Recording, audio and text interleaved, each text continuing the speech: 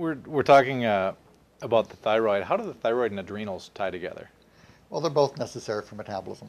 Okay. And we'll see that low adrenal is a stress handler, while the thyroid's a gas pedal.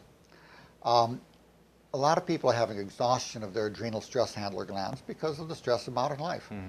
It used to be, you'd send somebody a letter, and Pony Express would take 6 weeks, they'd come back, and you'd answer, and if there's a crisis, it maybe happened every like a year or two, as opposed to tonight's crisis, on CNN or Fox or whatever, MSNBC.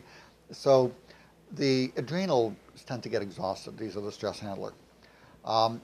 So if you treat just the thyroid but you have adrenal exhaustion, now you're picking up metabolism and you're putting more stress on the adrenal, and that can get worse. Okay. So the symptoms of low thyroid: tired, achy, weight gain, cold intolerant, pretty easy. I mean, there's dozens of others, high cholesterol, the rest. But the testing for adrenal, where most tests, if you're in the lowest 2%, the doctor will say you're abnormal. We define it differently for adrenal problems. And there's a whole history of it, but basically you have to be in the lowest out of 100,000. You have to be so low that it can kill you. Otherwise, you are totally normal. So most people run a morning cortisol about 18 to 22. If it's under 6, it's called Addison's disease, life-threatening. Put the person in the hospital, metal alert bracelet, put them on 35 milligrams cortisol. But if it's 6.1, no problem. 5.9, it can kill you. 6.1, no problem. And if you do 2 cortisols on the same tube of blood on the same person, because I've done this, it'll vary 4 to 8 points.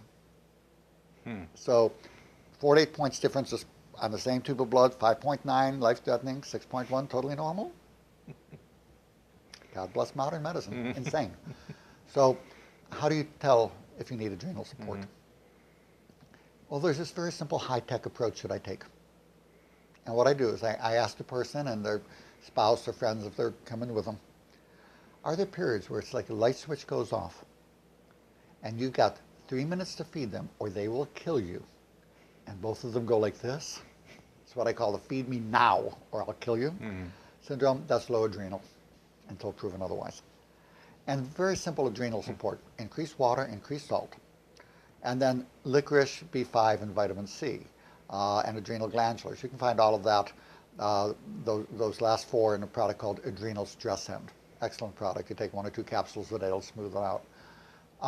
But you want to go ahead, if you salt restrict somebody with low adrenal, they will crash and burn. Okay. The current advice to avoid salt is really misguided. Avoid sugar, absolutely. Sugar, and I have my book, Beat Sugar Addiction Now. Shameless plug.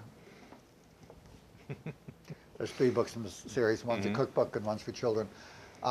It teaches you how to come off the sugar without going through withdrawal by treating the cause of the sugar addiction. But if you have low adrenal, basically irritability when hungry, if you get lightheaded when you stand up, low blood pressure, crashing with stress, recurrent sore throat, swollen glands. But basically, if you're at a divorce lawyer or marital counselor, there's a good chance you have low adrenal causing the problems, because you go irritable, and then it's interpreted as like, well, why do you hate me? And it's like, feed me now. So treat the low adrenal. Simple: increased salt, increased water, multiple small meals during the day, high protein, adrenal stress end.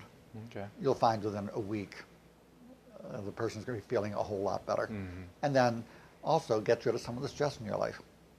A big one, if you're watching the national news, the national nightmare, national delusion, it's nonsense. It's mostly just meant to scare people. I remember when I was a kid, Madison Avenue, the advertising execs had a mantra, and it was sex sells. If you want to sell something, you have pretty ladies or handsome guys around it, and it doesn't matter what they're selling, and you have it there. But somewhere over the decades, it changed to fear sells. And fear, and that, so the media now tries to scare people to death all the time, or a lot of the time anyway, and that exhausts their adrenal glands. So learning to say no to things that don't feel good, really good way to heal up your adrenals.